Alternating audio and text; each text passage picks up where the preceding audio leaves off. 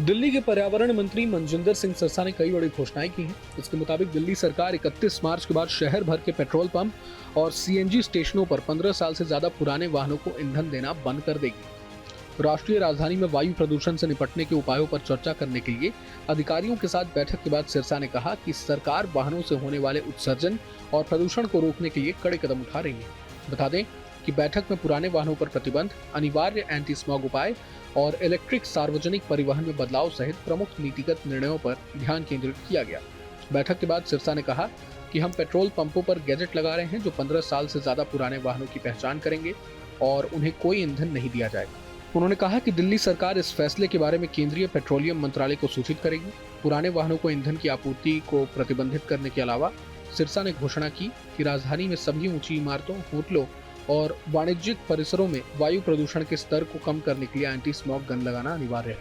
इसके अलावा उन्होंने कहा कि दिल्ली में लगभग 90% सार्वजनिक सीएनजी बसों को दिसंबर 2025 तक चरणबद्ध तरीके से हटा दिया जाएगा और उनकी जगह इलेक्ट्रिक बसें चलाई जाएंगी, जो सरकार के स्वच्छ और टिकाऊ सार्वजनिक परिवहन की दिशा में उठाए गए कदम का हिस्सा है। ये घोषणाएं शहर के निवासियों के लिए एक बड़ी चुनौती वायु प्रदूषण से निपटने के लिए दिल्ली के व्यापक प्रयासों के हिस्से के रूप में की गई है। सिरसा ने पूर्व की आप सरकार पर निशाना साधा और कहा कि पिछली सरकार ने प्रदूषण को कम करने के लिए कुछ भी नहीं किया है। केंद्र सरकार की तरफ से जो भी फंड दिया गया उनका भी इस्तेमाल नहीं किया गया था। उन्होंने कहा कि दिल्ली में 3 विषय हैं, एक डस्ट प्रदूषण है, एक व्हीकल प्रदूषण है और एक कंस्ट्रक्शन प्रदूषण है।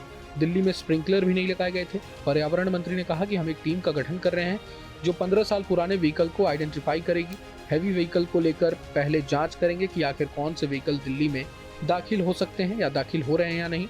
जो तय नियम है क्या उसी के तहत दिल्ली में दाखिल हो रहे हैं वाहन या नहीं। यूनिवर्सिटी के स्टूडेंट्स को प्लांटेशन के ड्राइव में जोड़ा जाएगा। दिल्ली में कई बड़े ऑर्गेनाइजेशन हैं जिनकी वजह प्रदूषण होता है। हम उन्हें भी निर्देश जारी कर रहे हैं कि प्रदूषण को कम करने के लिए नए गैजेट्स को लगाएं। दिल्ली की हाई राइज बिल्डिंग पर एंटी स्मॉग गन लगाना अनिवार्य होगा। मंत्री ने बताया कि दिल्ली में जितने कमर्शियल कॉम्प्लेक्स हैं, होटल हैं, उन्हें भी अनिवार्य होगा कि स्मॉग गन लगाई जाए। दिल्ली में जो खाली लैंड है उसमें नए जंगल तैयार किए जाएंगे ताकि प्रदूषण में कमी लाई जा सके। हम क्लाउड सीडिंग को लेकर भी काम करना शुरू करेंगे। हम ये सुनिश्चित करेंगे कि जब दिल्ली में प्रदूषण सबसे अधिक होगा तब क्लाउड सीडिंग के माध्यम से प्रदूषण को कम किया जा सके। दिल्ली में जो नई हाई राइज बिल्डिंग बन रही है उसके लिए भी नए नियम लागू होंगे। हमारा एक ही लक्ष्य है, जो प्रदूषण कर रहा है समाधान भी वही देगा। जब हम अपने राज्य का प्रदूषण कम करेंगे तभी हम दूसरे राज्यों को बोल पाएंगे। दिल्ली का अपना प्रदूषण भी 50% से ज्यादा है। हमने अपनी अथॉरिटी को कहा है कि सरकार पूरी तरीके से सपोर्ट करने के लिए तैयार है। बहरहाल पूरे मसले को लेकर आप क्या कुछ सोचते हैं हमें कमेंट बॉक्स में जरूर बताएं। अगर आपको ये वीडियो पसंद आए तो लाइक करें और चैनल को सब्सक्राइब करें। वहीं तमाम बड़ी खबरों के लिए देखते रहें न्यूज नेशन। न्यूज नेशन अब व्हाट्सएप पर खबरों की ताजा अपडेट के लिए न्यूज नेशन के इस क्यूआर कोड को स्कैन करें।